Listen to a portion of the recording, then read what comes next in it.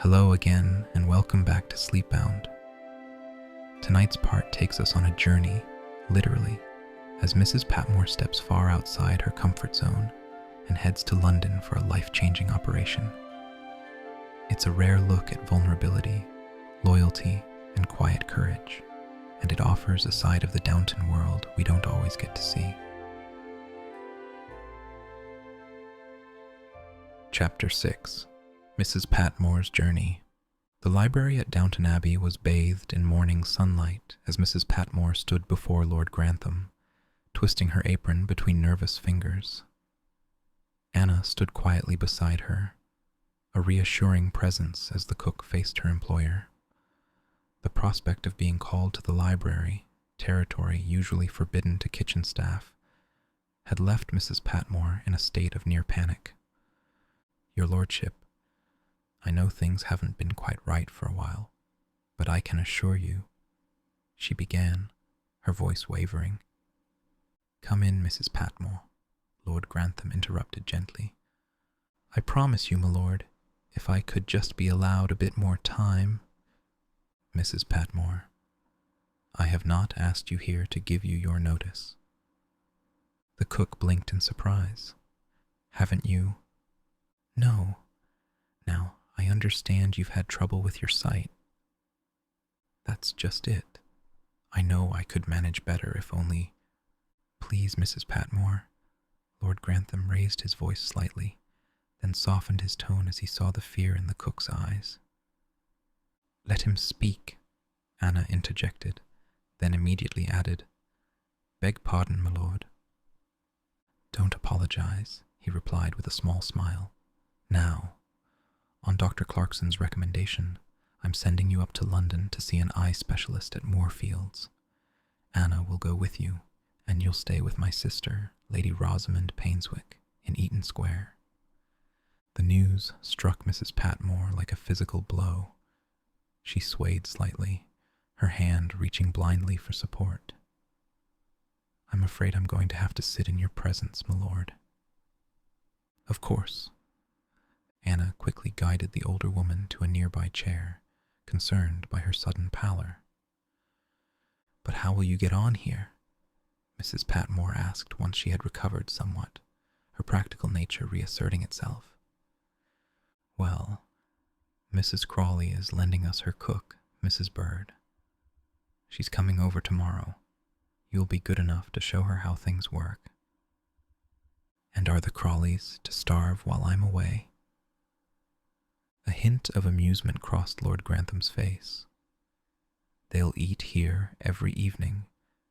Now my sister's butler will look after you. He's very nice." He turned to Anna. "Anna, you won't mind a visit to London?" "No, my lord. It'll be an adventure."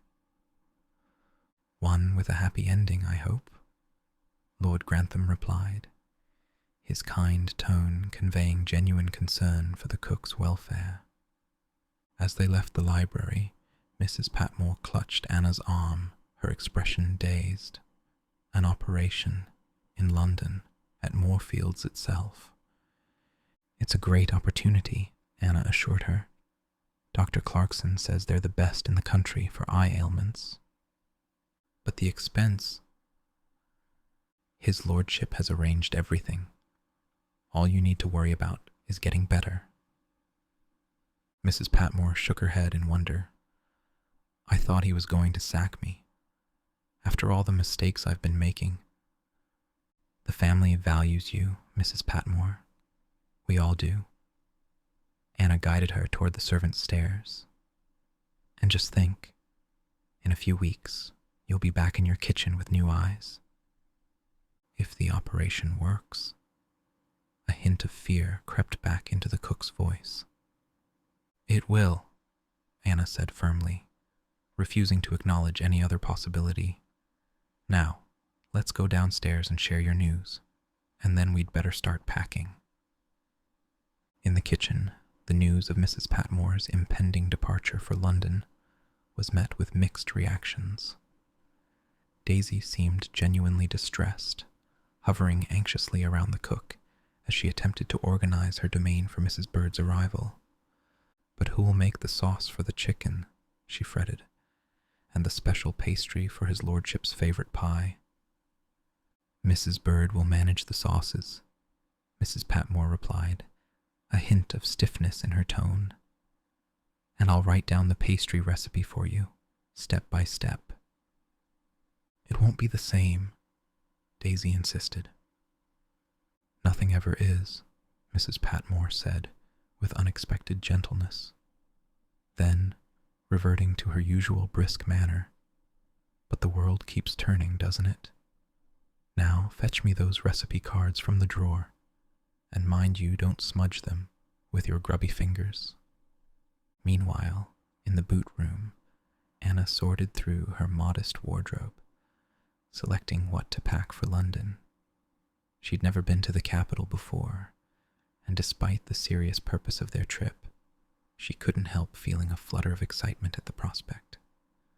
Bates appeared in the doorway, watching her with a mixture of affection and concern. "Quite the adventure you're embarking on." Anna looked up with a smile. "It's only London, not the wilds of Africa. It might as well be the moon for the distance it puts between us," he replied softly, glancing down the corridor to ensure they were alone. The sentiment warmed Anna even as she tried to maintain her practical demeanor. "It's only for a week, Mr. Bates. I'll be back before you know it."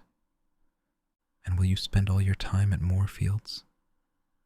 Something in his tone made Anna pause in her folding. She studied his face, noting the careful neutrality of his expression. "What are you asking?" Bates hesitated, then stepped further into the room, closing the distance between them. "I was wondering if you might find time to visit an address in London. My mother's address." "Your mother?" Anna repeated, surprised. "Yes, she's lived in the same house in Bloomsbury for 30 years. He removed a small folded paper from his waistcoat pocket. "If you could spare an hour to call on her, I'd be grateful." Anna took the paper, a surge of curiosity mingling with concern. "Does this have something to do with what Thomas and O'Brien are saying about you?" Bates's expression remained impassive, but Anna sensed the tension beneath his calm exterior. "My mother knows the truth of what happened," he said simply. "She might be willing to share it with you, though I've never had the courage to speak of it myself." "Mr. Bates, I understand if you'd rather not involve yourself further in my troubles," he interrupted. "You've been kinder than I deserve already." "Don't say that." Anna's voice was firm. "I'll visit her, gladly, and I'll listen to whatever she has to tell me." Relief flickered across Bates's face, quickly replaced by concern. "It may not be a pleasant tale, Anna. I don't expect it to be. But I believe in you, Mr. Bates. Nothing your mother could tell me would change that." Their eyes met, a moment of perfect understanding passing between them. Then footsteps in the corridor broke the spell, and they resumed their previous positions, Bates at the doorway, Anna at her packing, as Mrs. Hughes appeared. "Anna, have you seen the small traveling case? Mrs. Patmore will need it for her personal items." "It's in the linen cupboard, Mrs. Hughes. I'll fetch it directly." As Anna passed Bates on her way out, their hands brushed briefly. A touch so light, it might have been accidental, yet carrying the weight of a promise between them. The journey to London proved more arduous than Anna had anticipated. Mrs. Patmore, rarely having left Yorkshire in her life, was a nervous traveler, startling at every lurch of the train and peering anxiously out the window whenever they slowed at a station. "Are we there yet?" she asked for the 12th time, squinting at the passing landscape. "Not quite," Anna replied patiently, but not long now. In truth, Anna was nearly as awed as Mrs. Patmore when they finally arrived at King's Cross Station. The vast iron and glass structure, teeming with travelers, porters, and vendors, was unlike anything in their experience. The noise and bustle of London engulfed them as they emerged onto the street, where Lady Rosamond's chauffeur awaited with a motor car. Eaton Square, when they reached it, presented another marvel, a parade of elegant townhouses arranged around a central garden, each more imposing than the last. Lady Rosamond's home, while not the largest, exuded tasteful prosperity with its gleaming brass fixtures and pristine white facade. The butler, Mr. Meade, greeted them with professional courtesy, showing them to their quarters in the servants' wing of the house. To Anna's relief, they were given separate rooms, small but comfortable, and assured that Lady Rosamond had been most particular about their comfort during their stay. Her ladyship is currently at Downton Abbey, visiting with the family, Mr. Meade informed them, but she has left instructions that you are to make yourselves at home. The housekeeper, Mrs. Ridley, will see to your needs. Mrs. Patmore, overwhelmed by the journey and the grandeur of their surroundings, retired early to her room. Anna, after ensuring the cook was comfortably settled, found herself at loose ends in a strange house, in a city she had never visited before. "Is there anything you require, Miss Smith?" Mrs. Ridley asked, appearing in the servants' hall, where Anna had retreated with her sewing. "No, thank you. I'm quite comfortable." The housekeeper hesitated, studying Anna with a shrewd eye. "It's your first time in London, isn't it?" "Is it that obvious?" Anna asked with a self-deprecating smile. "Only to someone who's seen that look before." Mrs. Ridley's severe expression softened slightly. "If you've no duties this evening, you might take a short walk around the square. The gardens are pleasant at this time of day, and it's quite safe." The unexpected suggestion brightened Anna's spirits. "Thank you, Mrs. Ridley. I might do just that." The evening air was warm as Anna stepped out into Eaton Square. The central garden, enclosed by wrought iron railings, offered a serene contrast to the bustling streets beyond. Well-dressed couples strolled along the pathways, while children, under the watchful eyes of nannies, played on the lawns. Anna walked slowly, absorbing the unfamiliar sights and sounds of London. So this was the world that Lady Mary and her sisters entered each season, a world of wealth and privilege so far removed from her own experience in service. Yet, as she observed the people around her, she noted the same human emotions she witnessed daily at Downton: a mother's pride in her child, a young couple's shy affection, an old man's contentment as he fed the birds. Different circumstances, she reflected, but perhaps not so different at heart.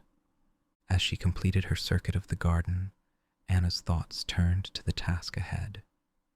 Tomorrow, after accompanying Mrs. Patmore to Moorfields for her initial consultation, she would make her way to Bloomsbury to call on Mrs. Bates. What would the older woman tell her about her son's past? And would it help or harm Mr. Bates's position at Downton? Anna had no illusions about Thomas and O'Brien's determination to see Bates gone. They had been plotting against him since his arrival, resentful of the favor he enjoyed with Lord Grantham.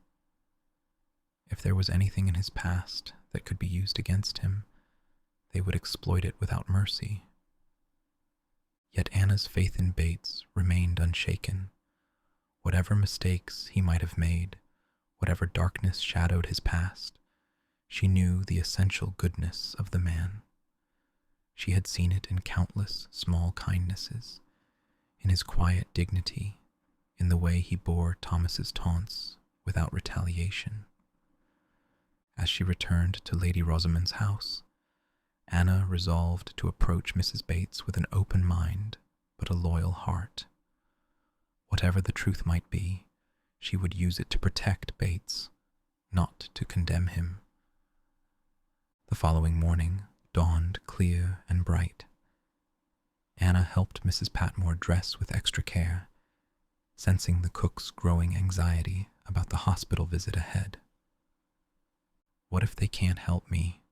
Mrs. Patmore asked as Anna fastened the buttons on her best dress, a somber navy blue that had rarely seen daylight at Downton. "What if I'm beyond fixing?" "Doctor, Clarkson wouldn't have suggested Moorfields if he didn't believe they could help," Anna reassured her, "and his lordship wouldn't have gone to the expense if there wasn't hope."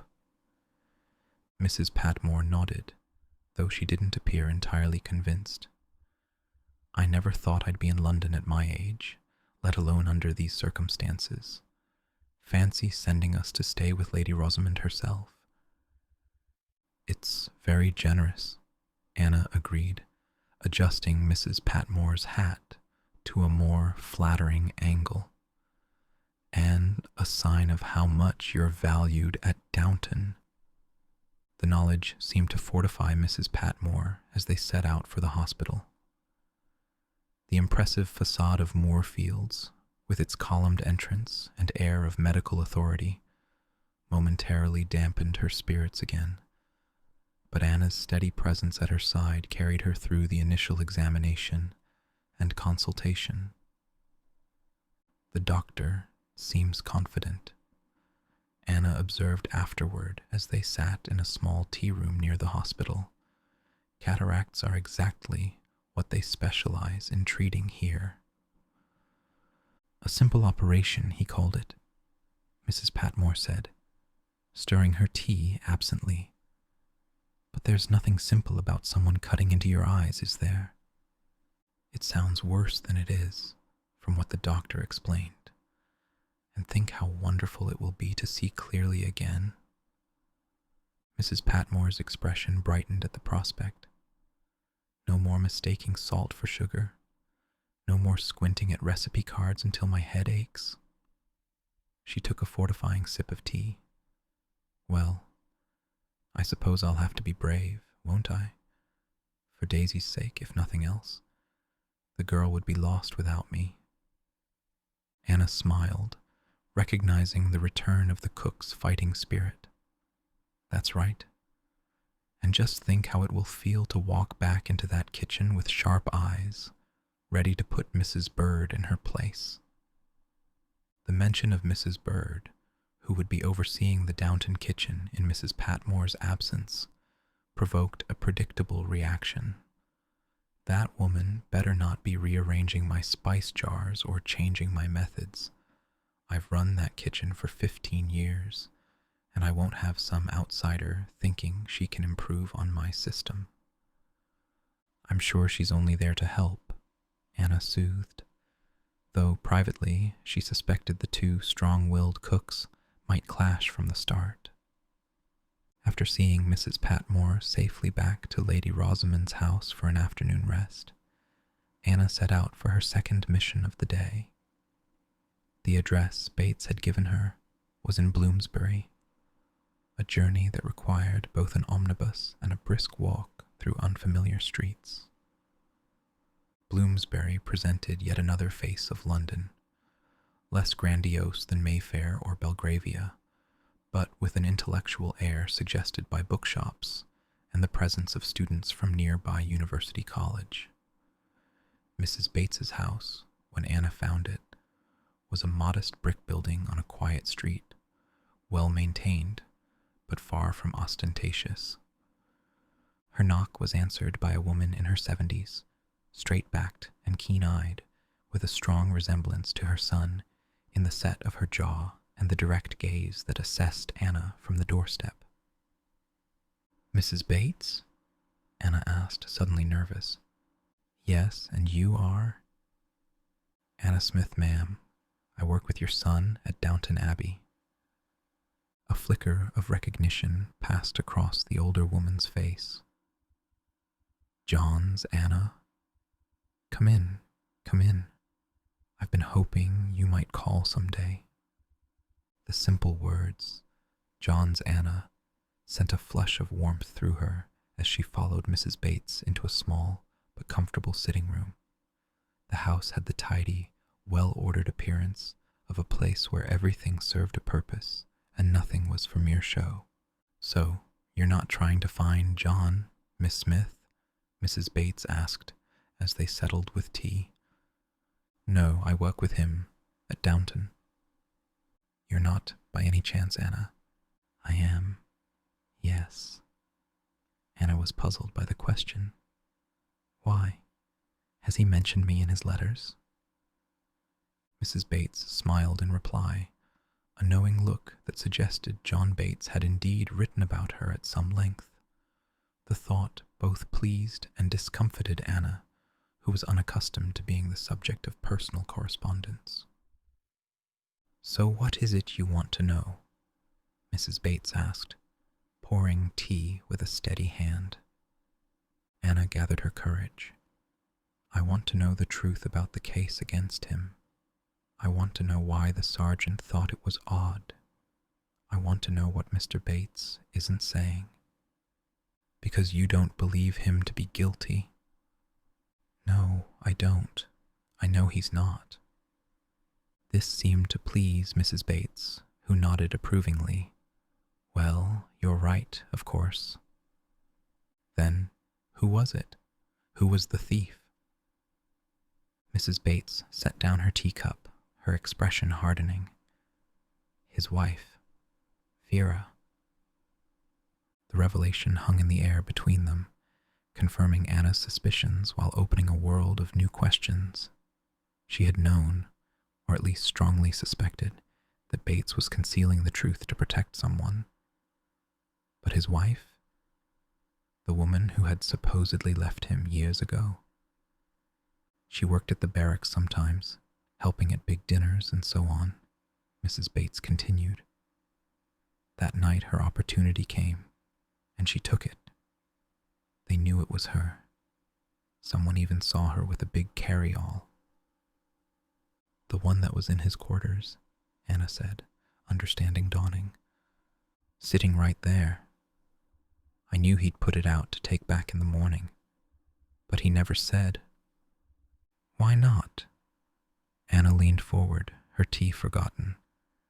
"But why did he confess?" Mrs. Bates sighed, her expression troubled. "Well, John wasn't the same man in those days. The African War had shaken him up and made him angry. He'd been wounded, and he drank a lot, more than was good for him." "Was he violent?" Anna asked softly, needing to know, yet dreading the answer. "No, not violent," Mrs. Bates reassured her. "But he could be hard at times, with a tongue like a razor. He felt he'd ruined Vera's life, Miss Smith, that she'd never have gone wrong but for his treatment of her." "Do you agree with him?" "No." Mrs. Bates's response was immediate and firm. "I thought she was a nasty piece of work, and her behavior since has proved me right. But that's why he took the blame. Surely if everyone knew he was innocent. But he confessed. It wasn't their fault. There was nothing anybody could do once he'd confessed." Anna sat back, absorbing the revelation. John Bates, the man she had come to respect and love, had sacrificed his freedom and reputation to protect a woman who had betrayed him. It was both noble and foolish, and somehow entirely in character. "Where is she now, Vera?" Anna asked. "I couldn't say." Mrs. Bates's tone suggested she had little interest in her former daughter-in-law's whereabouts. "Last I heard, she was in London, but that was years ago." "And does she know where Mr. Bates is? That he's at Downton?" "I've never told her, and I doubt John has been in touch." Vera has ways of finding things out when it suits her. The hint of warning in Mrs. Bates's voice troubled Anna. Do you think she might try to contact him? To cause trouble? Vera lives to cause trouble, my dear. It's her nature. Mrs. Bates studied Anna with shrewd eyes. You care for my son, don't you? The direct question caught Anna off guard. Yes, I do. Then you should know what you might be taking on. John is a good man, the best, in my opinion, but he carries burdens from his past that won't easily be shed. I don't care about his past, Anna said firmly. I care about who he is now. Mrs. Bates nodded, seeming satisfied with her answer. Then I'll tell you this. John Bates has known more sorrow than joy in his life. He was a merry boy, full of laughter, before the army and the war and Vera got hold of him. If you can bring some of that laughter back, you'll have my eternal gratitude. The conversation shifted to lighter topics after that. Stories of Bates's childhood, descriptions of life at Downton, shared observations about London. By the time Anna rose to leave, she felt she had gained not only valuable information, but also an ally in her determination to help John Bates. At the door, Mrs. Bates pressed a small, worn book into Anna's hands. Give him this. Tell him his old mother doesn't blame him for keeping quiet all these years, but it's time the truth was known. He deserves that much. Anna tucked the book, a collection of poetry that had clearly been read many times, into her bag, touched by the gesture. Thank you for trusting me with this, with all of it. He trusts you, Mrs. Bates replied simply, and that's recommendation enough for me. As Anna made her way back through the London streets, her mind was filled with the revelations of the day. She finally understood the sadness that sometimes shadowed Bates's eyes, the burden of guilt he carried for crimes not his own. But she also felt a renewed determination. Armed with the truth, or at least more of it than she had known before, she could better defend him against the schemes of Thomas and O'Brien. And perhaps, in time, she could help him find the happiness that had eluded him for so long. The prospect warmed her heart as she boarded the omnibus back to Eaton Square, clutching Mrs. Bates's precious gift and the even more precious knowledge she had gained. Chapter 7. A Question of Honor. The morning sun cast long shadows across the servants' hall as Bates sat alone at the table, polishing a pair of Lord Grantham's riding boots. The rhythmic movement of cloth against leather was soothing, allowing his mind to wander as his hands worked. It had been 3 days since Anna's departure for London, 3 days that had stretched interminably. He had never considered himself a man who depended on the company of others. Yet her absence left a void that neither work nor solitude could fill. His thoughts were interrupted by O'Brien's entrance. The lady's maid paused in the doorway, regarding him with thinly veiled contempt. Mr. Carson wants you in his pantry, she announced. Seems important. Something in her tone, a hint of satisfaction, perhaps, put Bates immediately on guard. Thank you, Miss O'Brien. I'll go directly.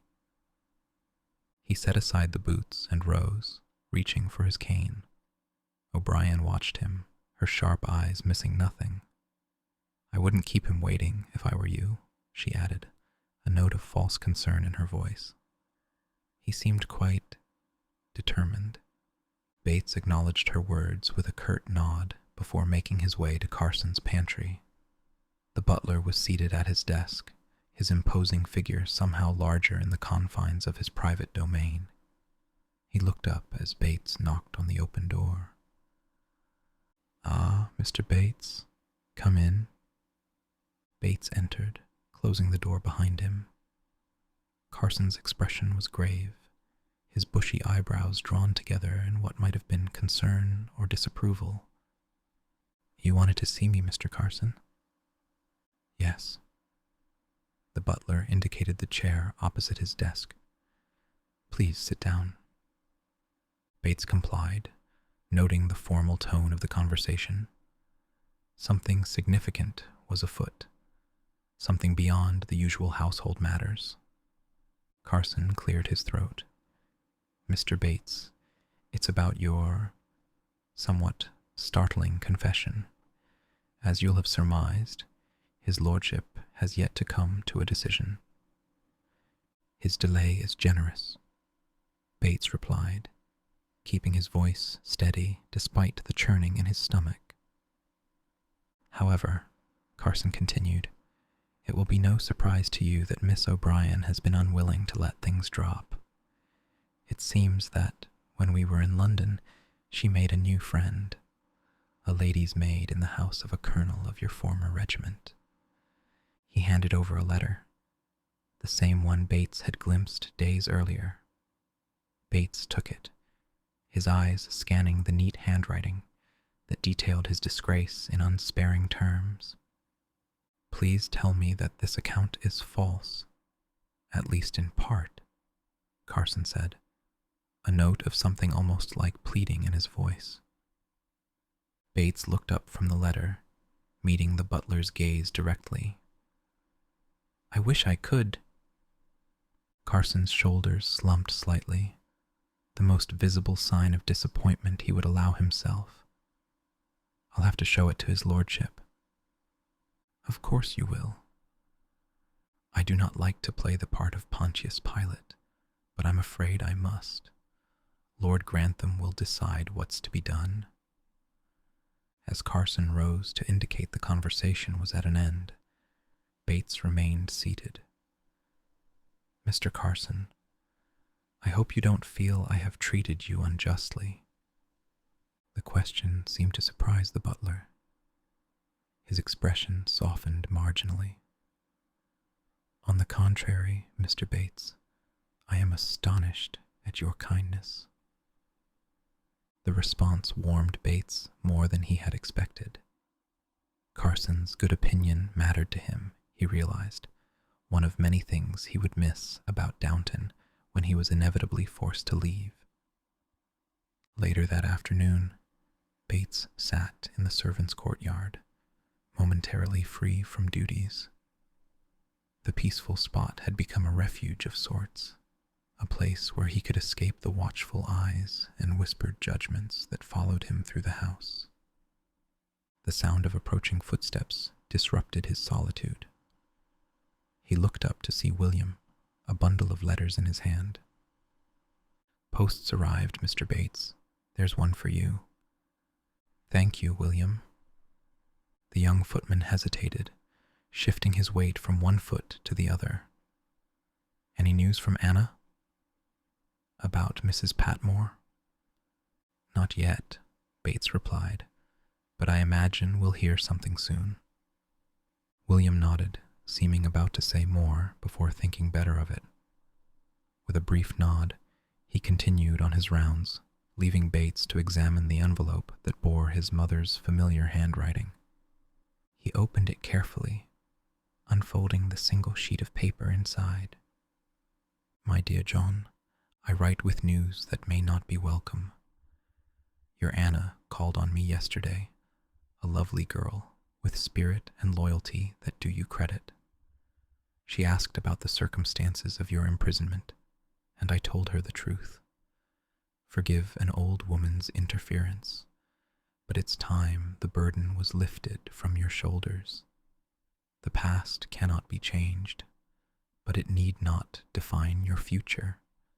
Your Anna understands this, I think.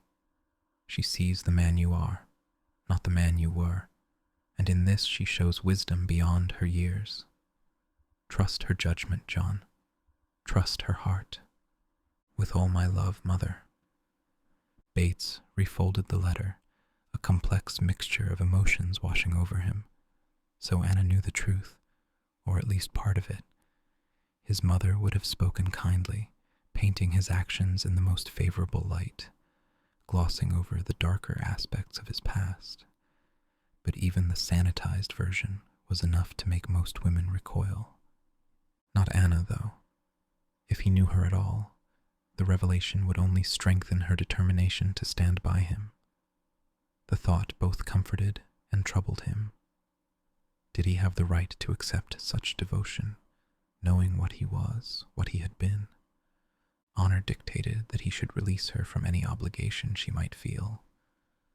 A clean break would be kinder in the long run, a chance for her to find someone worthy of her goodness, unburdened by a disgraced past and an uncertain future. And yet, selfishly, he couldn't bring himself to sever the fragile connection between them. Anna had become his anchor in a world that had long seemed adrift. Without her quiet faith in him, he wasn't sure what would remain. In London, Anna sat beside Mrs. Patmore in the hospital waiting room, her hands folded neatly in her lap. The cook had undergone preliminary examinations over the past 2 days, and today they would learn whether an operation was possible. "It's taking an awfully long time," Mrs. Patmore fretted, twisting her handkerchief between nervous fingers. "That can't be a good sign, can it?" "It just means they're being thorough," Anna reassured her, though privately she shared the cook's anxiety. The specialists at Moorfields had been kind but non-committal, their medical terminology often beyond the comprehension of either woman. The door opened, and a nurse appeared. "Mrs. Patmore, the doctor will see you now." They followed her down a corridor to a consultation room where a middle-aged doctor with kind eyes and a serious expression awaited them. "Mrs. Patmore, Miss Smith, please sit down." He consulted the notes before him. "Well, I've reviewed all the examinations, and I'm pleased to say that we can indeed operate on your cataracts." Mrs. Patmore's hand found Anna's, gripping it tightly. "An actual operation?" "Yes, it's a relatively straightforward procedure, though not without risks. But in your case, I believe the potential benefits far outweigh the concerns." "What sort of risks?" Anna asked, sensing Mrs. Patmore was too overwhelmed to form the question. "With any eye surgery, there's a slight risk of infection or bleeding. In rare cases, the vision may not improve as much as we hope." The doctor's tone was measured, neither alarmist nor dismissive. But Mrs. Patmore's cataracts are quite advanced, and without intervention, her sight will continue to deteriorate. "And after the operation?" Mrs. Patmore found her voice at last. "What then?" "You'll need to rest here at the hospital for about a week. No strenuous activity, no bending or lifting. Then, with proper care, you should notice a significant improvement in your vision within a month or so." The prospect of a week in the hospital, a foreign environment filled with strangers, clearly intimidated Mrs. Patmore. Anna squeezed her hand reassuringly. "I'll visit every day," she promised, "and we'll write to Daisy and the others at Downton. The time will pass before you know it." Mrs. Patmore nodded, drawing a deep breath to steady herself. "Well then, I suppose we'd best get on with it. When would this operation take place?" "I've scheduled it for the day after tomorrow," the doctor replied. "That will give you time to prepare and rest beforehand." As they left the hospital, Mrs. Patmore was uncharacteristically subdued. The bustling London streets, normally a source of fascination and alarm for the cook, barely registered as they made their way back to Lady Rosamond's house. "Are you all right, Mrs. Patmore?" Anna asked as they settled in the carriage Lady Rosamond had arranged for their transportation. "Just thinking," the cook replied, gazing out at the passing scenery. Never thought I'd be having an operation at my age. Funny how life turns out, isn't it? Anna nodded, understanding the mixture of fear and resignation in the older woman's voice. But think how wonderful it will be to see clearly again, to read your recipes without squinting, to move about the kitchen without fear of mistakes. If it works, Mrs. Patmore said softly. Then, with more of her usual spirit, of course it'll work. Those doctors at Moorfields know what they're about, or his lordship wouldn't have sent me there. Her confidence growing visibly, she turned to Anna with a determined expression. Now, you must write to Mr. Carson today, and let him know when the operation is to take place, and tell Daisy, well, tell her I expect her to keep that kitchen in order until I return. Can't have Mrs. Bird thinking she can rearrange everything to suit herself. Anna smiled, relieved to see the familiar spark returning to Mrs. Patmore's manner. I'll write this afternoon, and I'm sure they're all managing beautifully, though missing you terribly. At Lady Rosamond's house, they were greeted by Mrs. Ridley, who informed them that Lady Mary had telephoned to say she would be returning to Downton the following day, and wished to know if Anna would accompany her. Oh, I had expected her to stay another week at least, Anna said, surprised by the news. Apparently her plans have changed, Mrs. Ridley replied. She asked if you could call at Eaton Square tomorrow morning to help her with the packing. The development presented Anna with a dilemma. She had promised to remain in London with Mrs. Patmore, yet her primary duty was to Lady Mary. She glanced at the cook, uncertain how to proceed. Well, don't look at me like that, Mrs. Patmore said briskly. If Lady Mary needs you, then of course you must go. I'm perfectly capable of managing on my own. But the operation is 2 days away, and I'll have plenty of nurses fussing over me afterward. You've done your duty by bringing me here and seeing me settled. Now you must do your duty by her ladyship. Anna hesitated, touched by Mrs. Patmore's understanding, but still reluctant to leave her. Are you certain? I promised his lordship I'd look after you. And you have, Mrs. Patmore assured her. But we both know where our first loyalties lie. Lady Mary needs her lady's maid, especially if she's cutting her London visit short. There must be a reason for it, and she'll need you by her side. In the end, Anna accepted the inevitable. She spent the evening writing letters, one to Mr. Carson explaining the situation, one to Daisy with reassurances about Mrs. Patmore's prognosis, and a third, more personal note to Mr. Bates. The last she sealed with particular care, entrusting it to Mrs. Ridley to be posted first thing in the morning. The following day dawned clear and bright. Anna rose early, packing her few belongings before making her way to Eaton Square. Lady Mary's unexpected return to Downton intrigued her. Something must have happened to cut short her stay with Lady Rosamond. The imposing townhouse where Lady Mary was staying seemed quieter than usual when Anna arrived. The butler showed her upstairs to Lady Mary's bedroom, where trunks and valises stood open, waiting to be filled. "Good morning, my lady," Anna said as she entered. "I understand we're returning to Downton today." Lady Mary turned from the window where she had been standing, lost in thought. There was a tension about her that Anna had not seen before, a brittleness beneath her usual composed exterior. "Yes, Anna. I find I've had quite enough of London for one season." She gestured to the wardrobe. "We'll need to pack everything, I'm afraid. I don't anticipate returning before next year." As Anna began carefully folding and packing Lady Mary's clothes, she sensed her mistress had something more on her mind. Long experience had taught her when to wait for Lady Mary to speak in her own time. "Have you been to Downton recently?" Lady Mary asked eventually, watching as Anna wrapped a delicate evening gown in tissue paper. "Not for several days, my lady. I've been in London with Mrs. Patmore." "Ah, yes. Mamma mentioned something about an operation for her eyes."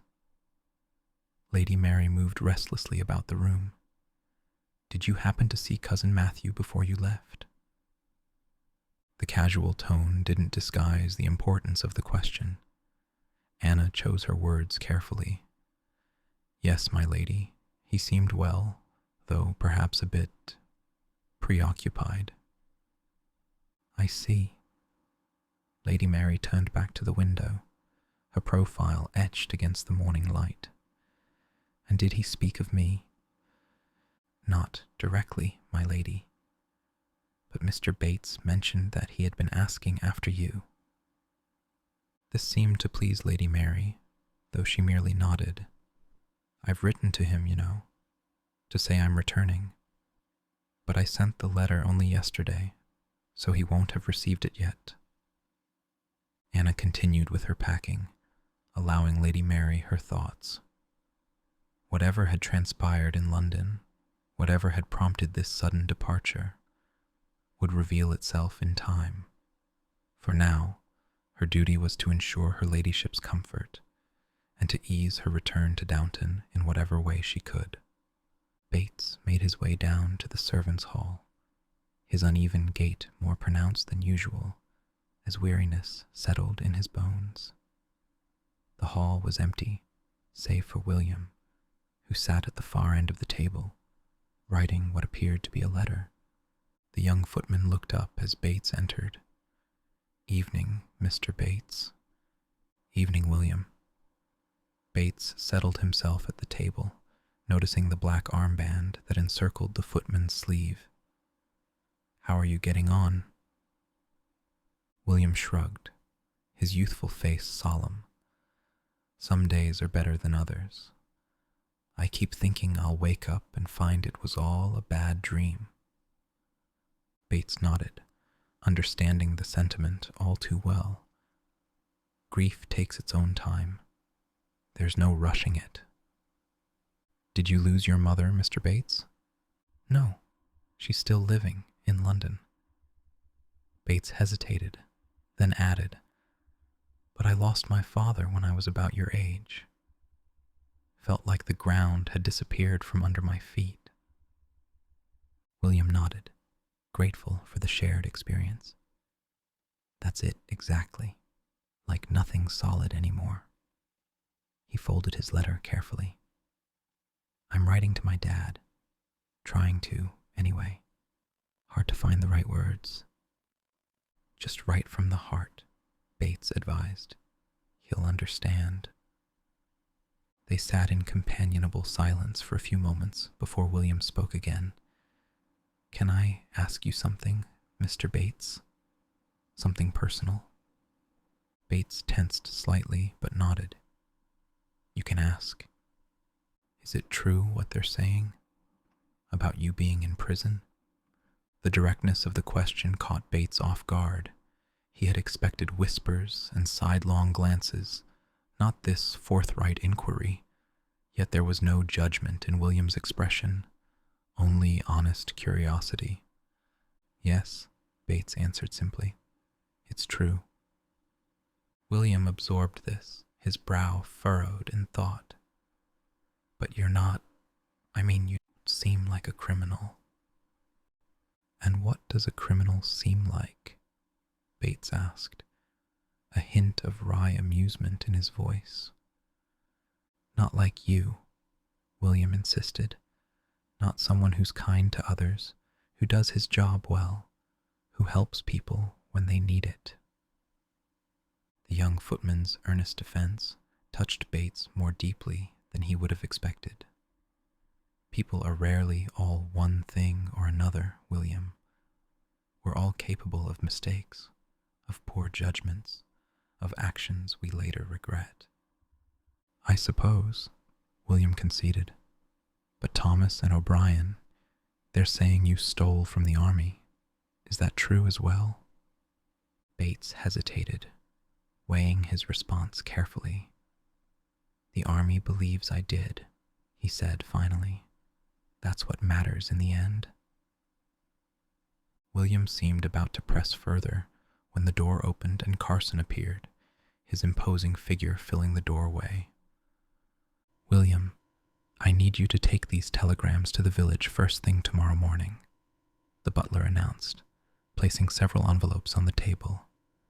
And Mr. Bates, his lordship wishes to speak with you before he retires. Bates's heart sank at the words. Had Lord Grantham already reached his decision? It seemed unusually swift, particularly for a man known for his careful consideration of all matters concerning the household.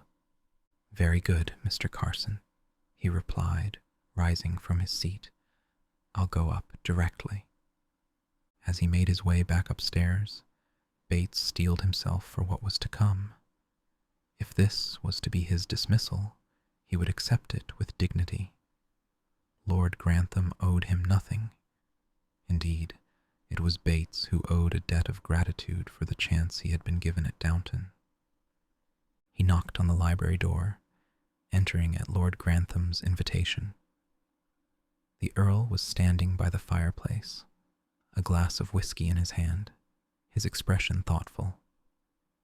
Ah, Bates, thank you for coming. He gestured to the chair opposite his own. Please, sit. Bates complied, waiting in silence as Lord Grantham gathered his thoughts. I've been thinking about our conversation earlier, Lord Grantham began, and I find myself troubled, not by what you said, but by what you didn't say. Bates remained silent, unsure where this was leading. You see, I know you, Bates. I've known you for many years, through circumstances far more trying than domestic service, and the man I know is not a thief. Lord Grantham set down his glass, leaning forward with intensity. So, I must ask myself why such a man would confess to a crime he didn't commit. The directness of the observation startled Bates. He had underestimated Lord Grantham's insight, his ability to see beyond the surface of things. Sometimes, my lord, he said carefully, a man might believe he deserves punishment, even if not for the specific crime he's accused of. Lord Grantham nodded slowly. Guilt, in other words. Not for theft, perhaps, but for something else. Perhaps. And would this alternative guilt have anything to do with your wife? Bates tensed, wondering how much Lord Grantham had deduced, or been told. My wife, my lord? Come now, Bates. I know you were married, though you've rarely spoken of it, and I know the marriage ended badly, around the same time as this supposed theft. Lord Grantham's gaze was penetrating. Was she involved in some way? The moment stretched between them, weighted with unspoken truths. Bates considered his options carefully. Complete honesty would mean betraying Vera, even after all these years. Yet continued silence would mean betraying Lord Grantham's trust, a trust he valued more than he had realized. My lord, he began slowly, there are some aspects of my past that I find difficult to discuss, not out of deception, but out of a desire to leave certain things behind. I understand that, Bates, better than you might think. Lord Grantham's voice softened, but I cannot help you if you won't help yourself. The words hung in the air between them, an appeal Bates found increasingly difficult to resist. Before he could respond, however, there was a knock at the door, and Carson entered. Forgive the interruption, my lord, but Lady Mary has telephoned. She will be returning from London tomorrow. The news clearly surprised Lord Grantham. Tomorrow? But I thought she was staying with Rosamond until next week, at least. It seems her plans have changed, my lord. The train arrives at 11:30. I see. Thank you, Carson. As the butler withdrew, Lord Grantham turned back to Bates with a sigh. It seems we must continue this conversation another time. For now, know that no decision has been made about your position here. I value your service, Bates, and I will not act hastily in this matter. Thank you, my lord. Your consideration is more than I deserve. That, Lord Grantham said with a hint of his usual good humor, is for me to decide. As Bates left the library, a complex mixture of emotions swirled within him. Relief that his dismissal was not imminent, warred with anxiety about the questions Lord Grantham had raised, questions that struck uncomfortably close to the truth he had guarded for so long. And beneath it all lay a deeper concern. What would Anna's return bring? She knew the truth now, or at least part of it. What would she think of him, knowing he had been imprisoned? What would she say when they came face to face again? The uncertainty of it all weighed heavily on him as he made his way back to his small room in the servants' quarters. Tomorrow would bring Lady Mary's return, and with her, Anna. Tomorrow he would face the consequences of his past, for better or worse. Sleep proved elusive that night, his thoughts churning with memories of Africa, of Vera, of the mistakes and misjudgments that had led him to this point. But in the darkness, a single thought provided comfort. In Anna's eyes, he had found not judgment but understanding, not condemnation but compassion. If she could still look at him that way, knowing what she now knew, perhaps there was hope for him yet. Not redemption, exactly. He doubted such a thing was possible for a man with his history, but a chance at something better than he had known before. A chance at something true.